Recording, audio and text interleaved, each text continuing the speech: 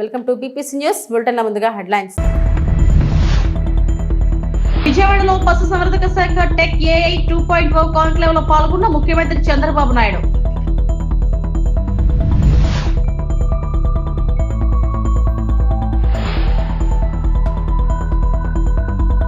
పశ్చిమ గోదావరి జిల్లా తణుకు విచ్చేసిన హోం మినిస్టర్ వంగలపూడి అనిత. పోలీసుల గౌరవ వందనంతో ఘన స్వాగతం.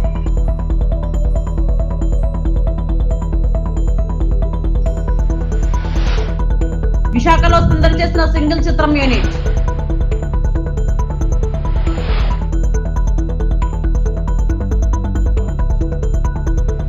సుప్రీంకోర్టు ప్రధాన న్యాయమూర్తిగా జస్టిస్ భూషణ్ రామకృష్ణ గవాయ్, 52వ CJIగా ప్రమాణ స్వీకారం చేసిన జస్టిస్ భూషణ్ రామకృష్ణ గవాయ్తో ప్రమాణ స్వీకారం చేసిన రాష్ట్రపతి ద్రౌపది ముర్ము.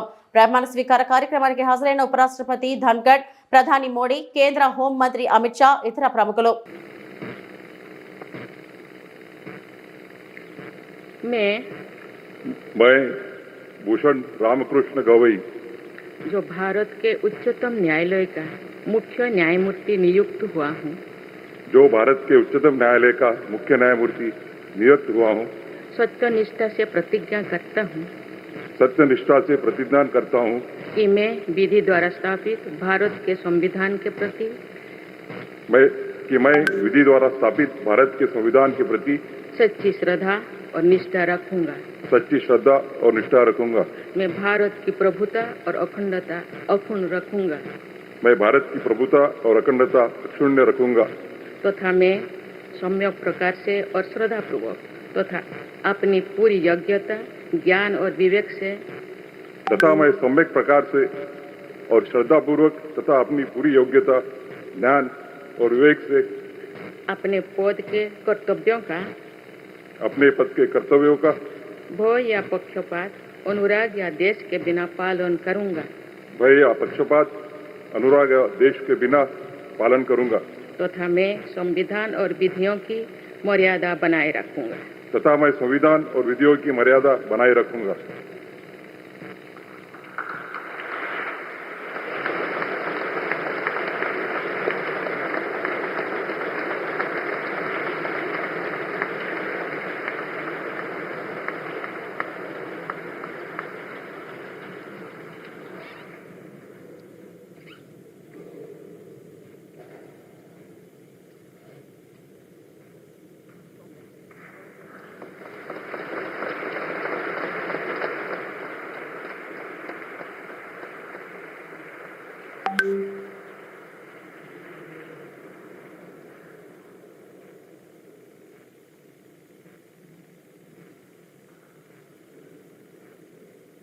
ప్రపంచంలో యువత ఎక్కువగా ఉండేది భారత్లోనే అని ఏపీ సీఎం చంద్రబాబు అన్నారు. ఆర్థిక సంస్కరణలతో ప్రభుత్వం ప్రైవేట్ భాగస్వామ్యం వచ్చిందని చెప్పారు.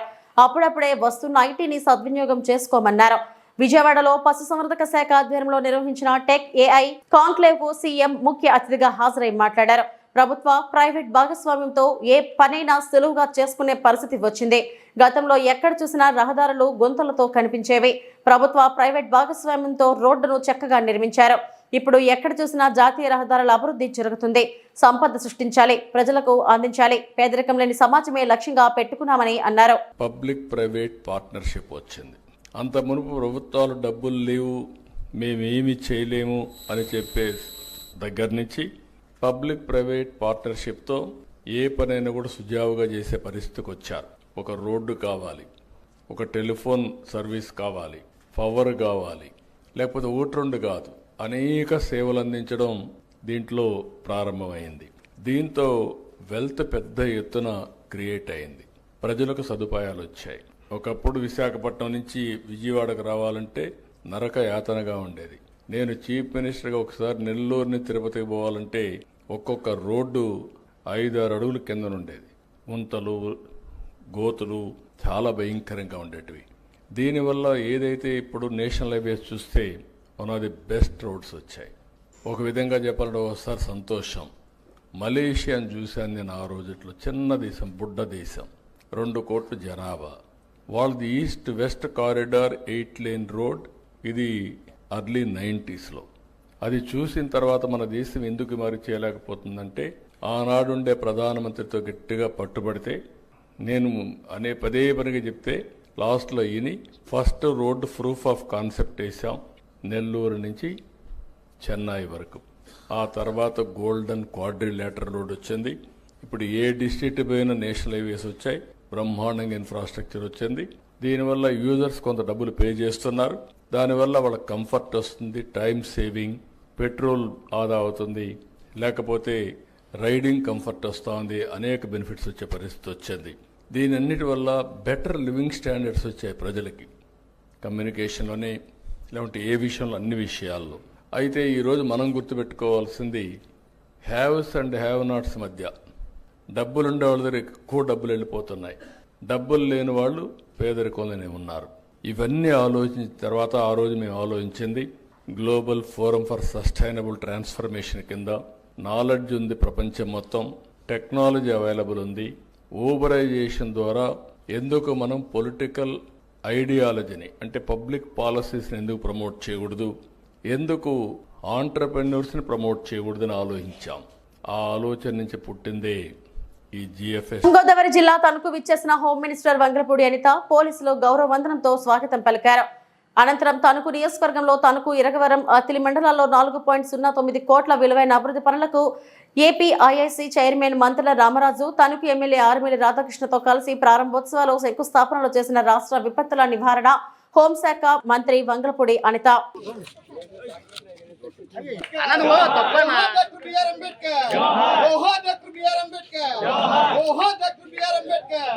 చంద్రబాబు నాయుడు గారి నాయకత్వం, చంద్రబాబు నాయుడు గారి నాయకత్వం.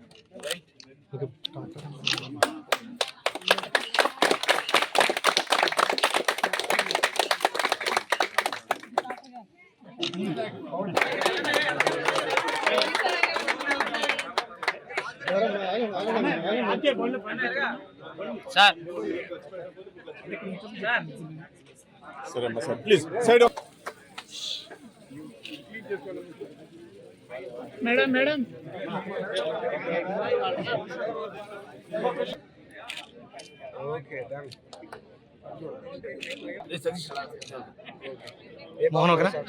ఎన్టీఆర్ జిల్లా కొండపల్లి దగ్గర గత బుడుమేరు వరదకు గండ్లు పడిన ప్రాంతాలను మైలవరం ఎమ్మెల్యే వసంతకృష్ణ ప్రసాద్, ESC వెంకటేశ్వరరావు మరియు ప్రాజెక్టు అధికారులతో మంత్రి నిమ్మల రామానాయుడు కలిసి పరిశీలించడం జరిగింది. గతంలో అత్యవసరంగా పూడ్చిన 3 గంటలు కలిపి రిటైనింగ్ వాల్ నిర్మాణం కోసం పనులు మొదలు పెట్టబోతున్నాం. సీజన్ మొదలయ్యేలోగా 3 గంటల నిర్మాణ పనులు పూర్తి చేయాలని అధికారులను ఆదేశించడం జరిగింది. ఇప్పుడు ఈ ఒక 30 మీటర్స్ ఓపెన్ చేసిన ఇంకా ఏ వర్క్ చేయాలి? 6 అంగుళాలు PCC వస్తుంది సార్ దీని మీద సార్. పైన ఏంటంటే 2 ఫీట్ RCC గ్రిల్ వస్తుంది సార్. డైరెక్ట్ ఇంకా అక్కడ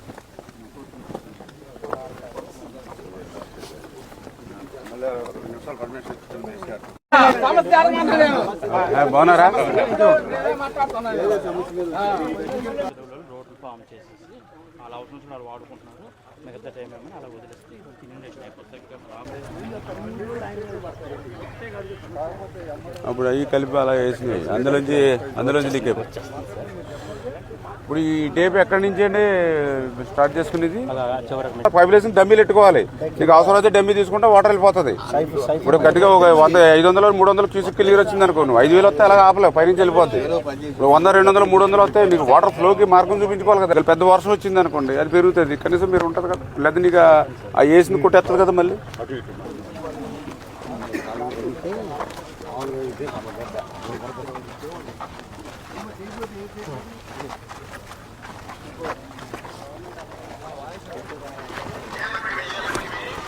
పాత్రికేయ మిత్రులందరికీ కూడా నమస్కారాలు తెలియజేసుకుంటూ, బెజవాడ దుఃఖదాయినిగా ఉన్నటువంటి బుడమేరు ఏదైతే ఉందో, మొన్న వర్షాకాలంలో పడినటువంటి 3 గంటలు ఏదైతే విజయవాడను ముంచెత్తినటువంటి పరిస్థితిని దృష్టిలో పెట్టుకుని ఆ రోజు యుద్ధ ప్రాతిపదికన ఈ యొక్క బుడమేరు 3 గంటలను కూడా ఆ రోజు పూర్తి చేసిన విషయం మీ అందరికీ తెలుసు. అయితే ఆ రోజు తాత్కాలికమైనటువంటి ప్రాతిపదికన, యుద్ధ ప్రాతిపదికన విజయవాడ ముంపుని నుంచి రక్షించాలనేటువంటి ఉద్దేశంతో ఆ రోజు వర్షాల్లో ఆ రోజు చేసినటువంటి పనిని పర్మనెంట్గా, ఎందుకంటే ఏదైతే ఇప్పుడు 3 గళ్ళు ఏవైతే బుడమేరకు పడ్డాయో మొన్నటి సంవత్సరమనే కాదు, గతంలో కూడా ఎప్పుడు ఫ్లడ్ వచ్చినా కూడా ఇక్కడే గండ్లు పడుతూ ఉన్నాయి గతంలో కూడా. ఎందుకంటే ఏదైతే ఈ గండ్లు పడినటువంటి బుడమేరుకి ఆపోజిట్లో పులివాగుకి సంబంధించినటువంటి వాగునీరు కూడా డైరెక్ట్గా ఈ యొక్క రైట్ బండ్ని ఢీ కొట్టడం వల్ల ఇక్కడ ఎక్కువగా గండ్లు పడుతూ ఉన్నాయి. దాన్ని దృష్టిలో పెట్టుకుని ఏదైతే 3 గండ్లకు సంబంధించి 500 మీటర్లు పర్మనెంట్గా ఒక సీసీ వాల్ నిర్మాణం చేయాలని చెప్పేసి 28 కోట్ల రూపాయలతోటి ఆ వర్క్స్ని మరి టెండర్స్ పిలిచి ఆ పనులను కూడా మొన్ననే మరి యుద్ధ ప్రాతిపదికన ప్రారంభించమని డీవాటరింగ్ అది జరుగుతూ ఉన్నాయి. ఖచ్చితంగా ఇప్పుడు అధికారులకు అదేవిధంగా ఏజెన్సీలకు కూడా చాలా క్లియర్గా చెప్పడం జరిగింది. రేపు జూన్ మరి 10వ తారీఖు కల్లా మినిమం సేఫ్టీ లైన్కైనా సరే మీరు ఈ వాల్ని తీసుకుని రావాలి. ఎందుకంటే మాన్సూన్స్ కూడా ఎర్లీగా వస్తాయని చెప్తూ ఉన్నాడు. అంచేత దానికి అనుగుణంగా ఇప్పుడు ఒక యూనిట్ మాత్రమే పనిచేస్తుంది. ఒక యూనిట్ కాదు, మీరు 3 యూనిట్లు పెట్టుకోండి, 3 షిఫ్ట్లు పెట్టుకోండి. ఖచ్చితంగా రేపు జూన్ 10వ తారీఖు కల్లా ఒక 3 మీటర్స్ వాల్ సేఫ్టీ లైన్లోకి ఖచ్చితంగా తీసుకురావాలని చెప్పేసి ఏజెన్సీకి అధికారులకు కూడా తగినటువంటి ఆదేశాలు ఇవ్వడం జరిగిందని చెప్పి తెలియజేసుకుంటూ ఈ పనుల్ని మన ఎమ్మెల్యే వసంత కృష్ణ ప్రసాద్ గారు అదేవిధంగా ఇక్కడ ఉన్నటువంటి నాయకులు అధికారులతో కూడా సమన్వయం చేసుకుని ఈ వర్క్స్ను కూడా మరి స్పీడప్ చేస్తామని చెప్పి తెలియజేసుకుంటూ అదేవిధంగా ఇంకా బుడమేరుకి శాశ్వత ప్రాతిపదికను కూడా మరి వరద ముంపు నుంచి మరి విజయవాడను రక్షించవలసిన అవసరం ఉంది. దానిలో భాగంగానే మరి వెలగలేరు రెగ్యులేటర్ దగ్గర నుంచి ఏదైతే మరి ఓల్డ్ ఛానల్ ఏదైతే ఉందో ఎనికేపాడు యూటీ వరకు ఆ ఓల్డ్ ఛానల్ కూడా డెవలప్ చేయడానికి అదేవిధంగా ఎలగలేరు రెగ్యులేటర్ నుంచి ఓల్డ్ ఛానల్కి సమాంతరంగా పాత కాలువ అది డెవలప్ చేసి తద్వారా ఒక 20,000-25,000 క్యూసెక్కుల నీరు ఆ యొక్క ఎనికేపాడు యూటీ నుంచి కొల్లేరుకి తీసుకెళ్లేటువంటి విధంగా కూడా ఒక ప్రతిపాదనలు ఆ ల్యాండ్ ఎక్విజిషన్ అన్నీ కూడా చేయడం జరుగుతుంది. అదేవిధంగా ఏదైతే బుడమేరు ఈ డైవర్షన్ ఛానల్ ఏదైతే ఉందో ఇది కూడా 37,500 తీసుకెళ్లేటువంటి విధానంలో బ్యాలెన్స్ వర్క్లు ఏవైతే ఉన్నాయో వాటిని కూడా మరి ఎస్టిమేషన్ చేసుకుని మరి ఇవన్నీ కూడా మరి తయారు చేసుకునేటువంటి ఈపీఆర్ని అంతా కూడా ముఖ్యమంత్రి గారి దృష్టిలోని వారం రోజుల్లోనే పెట్టి రాష్ట్ర ఆర్థిక పరిస్థితి దృష్ట్యా ఎందుకంటే దగ్గర ఒక 6,000 నుంచి 8,000 కోట్ల రూపాయల వరకు ఈ వర్క్స్ అన్నిటికీ అయ్యేటువంటి పరిస్థితి ఉంది. కాబట్టి ఇది కేంద్ర ప్రభుత్వం సహకారంతో డిజాస్టర్ మేనేజ్మెంట్ నుంచి మరి ఈ పనులు చేపట్టాలనే ఉద్దేశంతో ఈ యొక్క డిపిఆర్ని కూడా పూర్తి స్థాయిలో ఒక 4 రోజుల్లోనే తయారు చేసి ముఖ్యమంత్రి గారి దృష్టికి కూడా తీసుకెళ్లి కేంద్రం సాయంతో ఈ పనులు పూర్తి చేయడానికి పనిచేస్తామని చెప్పి మీ ద్వారా. యంగ్ హీరో శ్రీ విష్ణు తాజాగా నటించిన సినిమా సింగిల్. కార్తీక్ రాజు దర్శకత్వంలో గీతా ఆర్ట్స్ నుంచి వచ్చిన ఈ సినిమా ఈ నెల 9న రిలీజ్ అయింది. ఈ సందర్భంగా చిత్ర యూనిట్ మంగళవారం ఓ హోటల్లో సందడి చేసింది. ఈ సందర్భంగా వారు మీడియాను ఉద్దేశించి మాట్లాడారు. ముందుగా చిత్ర హీరో శ్రీ విష్ణు మాట్లాడుతూ ప్రతి ఒక్కరూ కుటుంబ పరంగా సమేతంగా చూడదగ్గ చిత్రమని అదేవిధంగా ఈ చిత్రంలో సన్నివేశాలు ప్రతి ఒక్కరికి నచ్చుతాయని అన్నారు. అదేవిధంగా ఈ చిత్రానికి దర్శకుడిగా కార్తీక్ రాజు, నిర్మాతలుగా విద్య కొప్పినేడి, భాను ప్రతాప్, రియాజ్ చౌదరి వహించారన్నారు. ఈ చిత్రం కథ సింపుల్ గా ఉన్న మంచి స్క్రీన్ ప్లే, అద్భుతమైన డైలాగ్స్ కుదరడంతో సింగిల్ మూవీ థియేటర్లో నవ్వులు పోయించిందని అన్నారు. ఈ చిత్రంలోని కేతికా శర్మ, ఇవానా, రాజేంద్ర ప్రసాద్, వెన్నెల కిషోర్, విటివి గణేష్, ప్రభాస్, రేణు, సత్య, కల్పలత తదితరులు వారికి ఇచ్చిన పాత్రలకు న్యాయం చేశారని అన్నారు. అనంతరం నటుడు వెన్నెల కిషోర్ మాట్లాడారు. వైజాగ్ మీడియా మిత్రులందరినీ కూడా ఇలా కలుసుకోవడం చాలా ఆనందంగా ఉంది. సింగిల్ అనే సినిమా లాస్ట్ ఫ్రైడే రిలీజ్ చేసామండి, May 9th. అది బ్రహ్మాండమైన రెస్పాన్స్తో మొత్తం ఏపీ, తెలంగాణ, US, UK అన్ని మేము రిలీజ్ చేసిన అన్ని కేంద్రాల్లో నుంచి చాలా చాలా చాలా మంచి స్పందన వచ్చింది. సో ఈ సింగిల్ విజయయాత్రని టూర్ వైజాగ్ని స్టార్ట్ చేయడం వెరీ వెరీ హ్యాపీ. నేను కూడా ఇక్కడే చదువుకొని సినిమాల మీద పెంచుకుని సినిమాల్లోకి వెళ్ళిన వాడిని. సో ఇక్కడి నుంచి ఈరోజు ఇలా స్టార్ట్ చేయడం చాలా చాలా హ్యాపీగా ఉంది. చూడని వాళ్ళు ఎవరన్నా ఉంటే వెంటనే చూసేయండి. ఫ్రెండ్స్తో చూడొచ్చు, ఫ్యామిలీతో చూడొచ్చు, సింగిల్గా చూడొచ్చు, ఎలా అన్నా చూడొచ్చు. హ్యాపీగా కడుపుబ్బా సమ్మర్లో నవ్వుకోవాలని గట్టిగా సంకల్పించుకుని మా డైరెక్టర్ గారు ఈ సినిమా తీశారు. సో అది ఈరోజు ప్రూవ్ అయ్యి పెద్ద బ్లాక్ బస్టర్ ఇచ్చినందుకు very very very very thank you Vizag. Thank you so much వచ్చినందుకు. యాక్చువల్లీ నిన్న ఈవినింగ్ 6 o'clock షోకి వెళ్ళాలి మెలడీకి. సో మా ఫ్లైట్ ఏమో కొంచెం ల్యాండ్ ఆల్మోస్ట్ వైజాగ్లో ల్యాండ్ చేసి కొంచెం స్టామ్ వల్ల సింపుల్గా విజయవాడలో దింపాడు. విజయవాడకు వచ్చి వెంటనే నాయన మరి బయటకు వెళ్దామంటే బయట కూడా వెళ్ళిన వల్ల ఏదో గేమ్స్ ఇచ్చి ఆడుకోమని 1 గంట అదంతా అయ్యేసరికి నైట్ 9:30 అయిపోయింది. సో మళ్ళీ అక్కడ నుంచి మళ్ళీ మెలడీకి వెళ్ళి సెకండ్ షో అటెండ్ అయ్యాము. సో పాపం మమ్మల్ని చూడడానికి వచ్చిన ఫస్ట్ షో ఆడియన్స్ అందరికీ సారీ, జెన్యున్గానే టర్బులెన్స్ వల్ల we had to come late. And once again thank you so much అండి సింగిల్ మూవీని ఇంత హ్యాపీగా సక్సెస్ చేసినందుకు. And really hoping that you will make it even more success. And చాలా హ్యాపీగా ఉంది. ఓవరాల్ సక్సెస్ టూర్ కంటే I would say it's thanks tour. Thank you so much for everyone అండి. ఎంటర్టైన్మెంట్ మూవీస్కి రియల్లీ మంచి సక్సెస్ ఇస్తే మాలాంటి కమెడియన్స్కి చాలా మంచి బూస్టప్. అండ్ అలాగే మా king of entertainment Shri Vishnu గారికి కూడా కంగ్రాచులేషన్స్. అండ్ ఆల్సో కేతిక గారికి అండ్ ఇవాన్ గారికి కూడా congratulations. And thank you so much Karthik Raju గారు for the lovely role sir. And thank you అండి, thank you so much. Thank you. అందరికీ నమస్కారం. నేను చాలా హ్యాపీగా ఉన్నాను ఎందుకంటే ఇది నా first direct Telugu movie and I'm very happy that it's a hit and I want to thank all of the audience and the people who.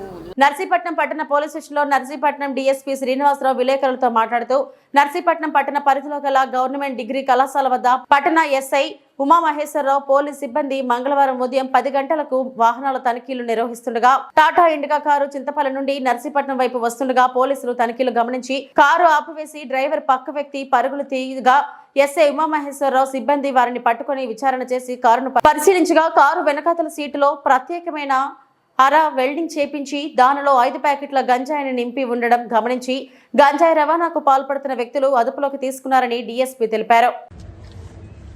అందరికీ నమస్కారం. ఈ రోజున అనగా 13/5/25 సంవత్సరం అనకాపల్లి జిల్లా Narsipatnam sub division Narsipatnam town police station కి సంబంధించి ఒక 10 kgs గాంజా సీజ్ చేయడం అంటే దానికి సంబంధించిన వివరాలు ఈరోజు ప్రెస్ మీట్ ద్వారా తనకు తెలియజేస్తున్నాము. ఈరోజు మార్నింగ్ అరౌండ్ 10 o'clockకి మన Narsipatnam town sub inspector Umamaheswararao మరియు సిబ్బంది వాళ్ళకి రాబడిన సమాచారం మేరకు డిగ్రీ కాలేజ్ దగ్గర వెహికల్ చెకింగ్ చేస్తుండగా చింతపల్లి వైపు నుంచి ఒక కారు వస్తూ ఎప్పుడైతే పోలీసు వారిని చూసి ఆపి అందులో కూర్చున్న ఒక వ్యక్తి పారిపోవడానికి ప్రయత్నించగా ఇమీడియట్గా మన సిబ్బంది అంతా కూడా వాళ్ళని అప్రిహెండ్ చేయడం జరిగింది. వాళ్ళు పారిపోవడానికి కారణం ఇవన్నీ కూడాను ఎంక్వైరీ చేయగా కారుని పూర్తిగా తనిఖీ చేశారు. ఆ కారు నెంబర్ TN69BB9074 అంటే తమిళనాడు కారు. దాంతో అనుమానంతో సూక్ష్మంగా క్షుణ్ణంగా తనిఖీ చేయగా ఆ బ్యాక్ సైడ్ సీట్ వెనకాల స్పెషల్గా తయారు చేసిన ఒక అరు ఉన్నదండి. ఆ అరులోని గాంజా 5 ప్యాకెట్లు ఉన్నాయి. అందులో ఒక్కొక్కటి 2 కిలోల బరువు గల 10 kilos గాంజా ఉందండి. దాన్ని ఇమీడియట్గా మన సబ్ ఇన్స్పెక్టర్ గారు సిబ్బంది కూడా హ్యాండ్ ఓవర్ చేసుకున్నారు. అందులో వాళ్ళ తాలూకా వివరాలు ఏంటంటే కార్తీక్ అండావర్ అని చెప్పేసి ఆయన కారు దిగి పారిపోయిన వ్యక్తి, పారిపోతుండగా పట్టుకున్న వ్యక్తి. ఈయనది తిరుపూర్ విలేజ్ తమిళనాడు అండి. ఈయన ప్లస్ రెండో వ్యక్తి కారు నడిపిన వ్యక్తి దీపన్ సన్ ఆఫ్ మురిముత్తు, ఈయనది కూడా తమిళనాడే. అయితే వీళ్ళిద్దరికి కూడా ఇంతకు ముందు షైనీ నైట్ వియర్ కంపెనీ అని చెప్పేసి ఒక గవర్నమెంట్స్ కంపెనీలోని వీళ్ళిద్దరికి పరిచయం. దాంతో వీళ్ళిద్దరూ కూడా గాంజా కోసం అని చెప్పేసి మన ఏజెన్సీకి రావడం జరిగింది. ఒరిస్సా నుంచి ఒక వ్యక్తి, చింతపల్లికి చెందిన ఒక వ్యక్తి తీసుకొని వచ్చి వీళ్ళకి గాంజా ఇవ్వడం జరిగింది. వాళ్ళు తీసుకొని వస్తుండగా మనకు దొరికిపోయారు. ఈ కారు ఏదైతే ఉందో దీపన్ ఎవరైతే డ్రైవర్ ఉన్నాడో ఆయనదే కారు, ఆయన పేరు మీద కారు కూడా ఉంది. వీళ్ళు ఇంతకు ముందు కూడా ఈ కార్తీక్ అండవర్ అన్న వ్యక్తి 2023లో కోయంబత్తూరులో గాంజా కేసులో కూడా ఆయన అరెస్ట్ అయి ఉన్నాడు. A2 మీద అయితే ఎటువంటి కేసులు కూడా లేవు. ఇప్పుడు వాళ్ళ దగ్గర నుంచి మనం సీజ్ చేసింది 10 kgs ganja, 8,000 rupees cash, 3 cell ఫోన్లు, ఇండికా కార్ నెంబర్ TN69BB9074 వీటిని స్వాధీనం చేసుకున్నాము. ఇవన్నీ కూడా మీడియేటర్స్ సమక్షంలో స్వాధీనం చేసుకొని ఈ రోజున కోర్టులో ముద్దాయిల్ని ప్రొడ్యూస్ చేయడం జరుగుతుంది. ఎవరైతే ఇప్పుడు ఈ క్యాచ్ చేశారో వీరందరినీ కూడా, ఈ సిబ్బందిని అందరినీ కూడా అనకాపల్లి జిల్లా ఎస్పీ గారు తుహిన్ సిన్హా IPS గారు అప్రిషియేట్ చేశారు. అట్లాగే వాళ్ళందరికీ కూడా రివార్డ్స్ కూడా ఇస్తామని చెప్పేసి వచ్చే క్రైమ్ మీటింగ్ లో వాళ్ళకి రివార్డ్స్ కూడా అందజేస్తామని చెప్పేసి బెంగళూరు ప్రభుత్వ జూనియర్ కళాశాలలో ఇంటర్ సప్లిమెంటరీ మ్యాథ్స్ పరీక్ష 143 మంది విద్యార్థులు హాజరయ్యారు. అన్నమయ్య జిల్లా పెనగలూరు మండల పరిధిలోని ప్రభుత్వ జూనియర్ కళాశాలలో మంగళవారం ఇంటర్మీడియట్ సప్లిమెంటరీ పరీక్షల మ్యాథ్స్ పరీక్ష సజావుగా నిర్వహించబడింది. ఈ పరీక్షల్లో మొత్తం 143 మంది విద్యార్థులు హాజరై తమ శ్రద్ధను కనపరిచారు. పరీక్షా కేంద్రంలో విద్యార్థులకు అవసరమైన అన్ని సదుపాయాలను కల్పించిన విద్యాశాఖ అధికారులు, కళాశాల సిబ్బంది పకడ్బందీ ఏర్పాట్లు చేశారు. ప్రశాంతమైన వాతావరణంలో విద్యార్థులు పరీక్ష రాస్తుండగా పలువురు విద్యార్థుల తల్లిదండ్రులు పరీక్షా కేంద్రం వద్ద తాము కూడా పిల్లలతో ఆత్మవిశ్వాసం పెంచేలా నిలిచారు.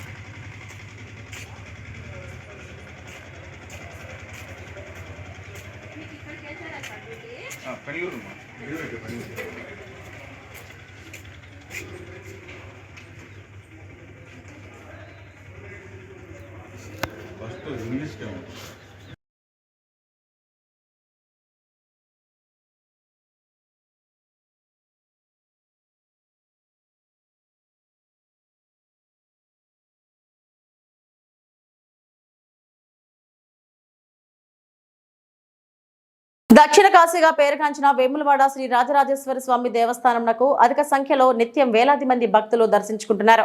భీమేశ్వర ఆలయంలో పూర్తి స్థాయిలో భక్తులకు సౌకర్యాలు ఏర్పాటు చేసి తర్వాతే ఆలయ విస్తరణ ప్రక్రియ ప్రారంభమవుతుందని తెలిపారు.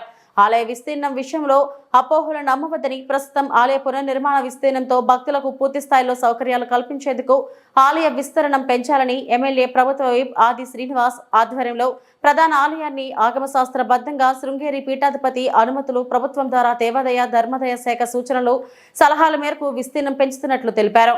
ఈ కార్యక్రమంలో ఆలయ EO K Vinod Reddy, architect Suryanarayanamurthy, engineer Rajesh తదితరులు పాల్గొన్నారు. సంపృక్తో వాగర్థ ప్రతిపత్తయే జగత పితరో వందే పార్వతీ పరమేశ్వరం. వేములవాడ రాజరాజేశ్వర స్వామి వారి యొక్క ఆలయ విస్తీర్ణంలో భాగంగా ఇంతవరకు మనం ఒక 4 మార్లు ప్లాన్స్కి సంబంధించినటువంటి విషయంలో ఆర్కిటెక్ట్ గారు, అలాగే స్థపతి గారు, అసిస్టెంట్ స్థపతి గారు, కమిషనర్ గారు, ప్రిన్సిపల్ సెక్రటరీ గారు, అలాగే మన యొక్క తెలంగాణ ప్రభుత్వ విప్ మన యొక్క శాసనసభ్యులు ఆది శ్రీనివాస్ గారు వారి యొక్క ఆధ్వర్యంలో 4 మార్లు జగద్గురు శ్రీ శ్రీ శ్రీ భారతీ తీర్థస్వామి మరియు విధుశేఖర భారతీ స్వామి వారిని దర్శించి కలవడం జరిగింది. వారి ఆశీస్సులు అందజేశారు. ఈ నిర్మాణంలో భాగంగా ఆలయ ప్రధాన అర్చకులు మరియు నాతో పాటుగా మేమందరం కూడా వెళ్ళి ఆలయంలో ఉండేటువంటి ప్రాశస్త్యము, ఆలయంకు ఉండేటువంటి పౌరాణిక నేపథ్యము, ఆలయంకు ఉండేటువంటి పౌరాణికమైనటువంటి ఆధారాలు, ప్రతి మూర్తికి సంబంధించినవి, ఆలయంలో ఎన్నో రకములైనటువంటి రూపాలయాలు ఉన్నాయి. మరి స్వామివారు పూర్వం 79లో జరిగినటువంటి నిర్మాణ క్రమంలో శ్రీ శ్రీ అభినవ తీర్థ స్వామివారు కూడా ఏవి తీయాలో ఏవి తీయాలో అనే నిర్ణయం చేసిన తర్వాతనే అప్పుడు నిర్మాణ కార్యక్రమాన్ని చేపట్టడం జరిగింది.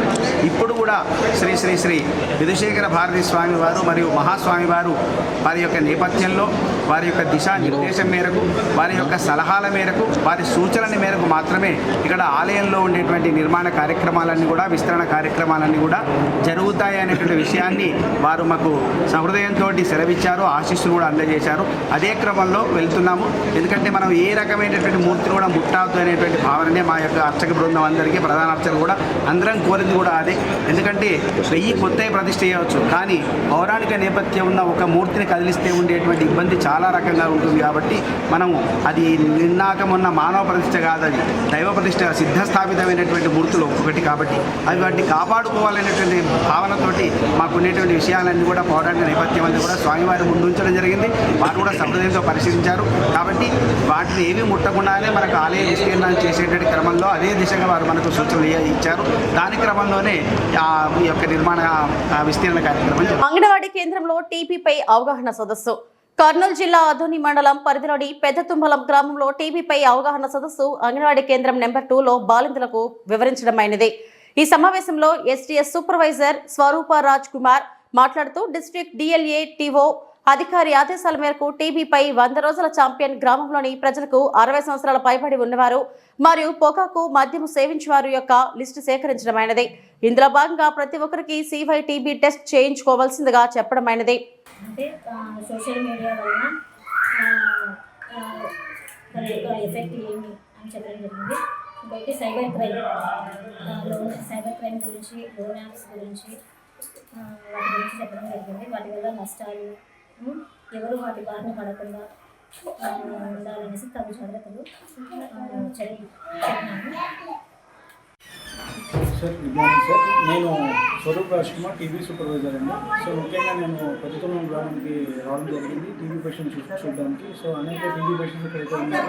సో గవర్నమెంట్ వాళ్ళు టీబీ పరంగా ప్రతి ఒక్క పేషెంట్కి మనకి గవర్నమెంట్ నుంచి వాళ్ళకి మనీ ఇవ్వడం జరుగుతుందండి. 6,000 రూపీస్ 6 నెలల ట్రీట్మెంట్కి. ముఖ్యంగా మా delight officer doctor L Bhaskar sir మరియు మల్లికార్జున సార్ ఆదేశాల మేరకు నేను ప్రతి ఒక్క గ్రామాల్లో రావడం జరుగుతూ ఉందండి. సో టీబీ పేషెంట్స్కి ఏమేమి ప్రాబ్లమ్స్ ఉన్నాయి, ఏమేమి సింటమ్స్ ఉన్నాయి అనేసి మేము ముందుగా ప్రతి ఒక్కటి మేము చూస్తూ ఉన్నాము.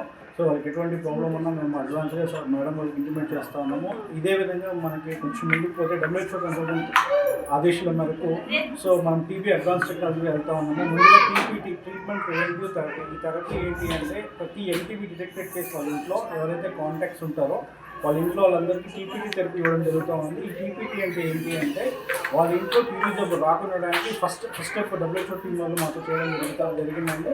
అండ్ రెండోది ఏంటి అంటే CYTB స్క్రీనింగ్. CYTB స్క్రీనింగ్ ఏంటి అంటే మానిటర్ టెస్ట్ వాళ్ళు చేస్తూ ఉన్నారు. ముఖ్యంగా ఏంటి అంటే ఇది లేటరల్ బైలేటరల్ ఇన్ఫెక్షన్స్ టీబీలో చూడడం జరిగింది. ఇక్కడ మనకి ముఖ్యంగా వాళ్ళకి ఇంజెక్షన్ వేసిన వెంటనే 48 అవర్స్ మనం వాళ్ళకి వాటర్ పడకుండా మేము మార్క్ చేయడం జరుగుతూ ఉంది. ఈ CYTB వాళ్ళు చేశాక ఇక్కడ ప్రతి ఒక్క సచివాలయంలో ఏమని చెప్పాం త్రోట్ ఆగని మొత్తం వేస్తున్నారండి. సో ముఖ్యంగా మనం 48 అవర్స్లో అది ఉప్పినా పొంగినా దాన్ని డెల్త్ అవుట్ చూసుకునేసి ఒకవేళ టీబీ సస్పెక్ట్ అయ్యింది మనకి అబోవ్ 5 నుంచి 7 వరకు ఉన్నట్లయితే వాళ్ళకి మనం టీపీటీ ట్రీట్మెంట్ పెడతా ఉన్నాము. ఈ టీపీటీ ట్రీట్మెంట్ ఏంటి అంటే 3 నెలల వరకే ఉంటుంది. మామూలు టీబీ పేషెంట్స్కి అయితే మనం 6 నెలల నుంచి సంవత్సరం వరకు పెడతా ఉన్నాము. సో ముఖ్యంగా ఎవరైతే ఇబ్బంది పడుతున్నారో బరువు తగ్గడం కానీ, తర్వాత 60 సంవత్సరాలు పైబడుతున్నారు కానీ, పొగాకు తాగేటోళ్ళు, మందు కొట్టేటోళ్ళు, వీళ్ళందరికీ మనము లిస్ట్ అవుట్ చేసి ఈ CYTB ఇవ్వడం జరుగుతూ ఉంది.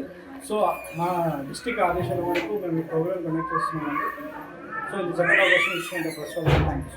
నా పేరు టీబీ సూపర్వైజర్ ఆగని. ఇవి ఇప్పటివరకు నా బులెటిన్ అప్డేట్స్. నమస్తే.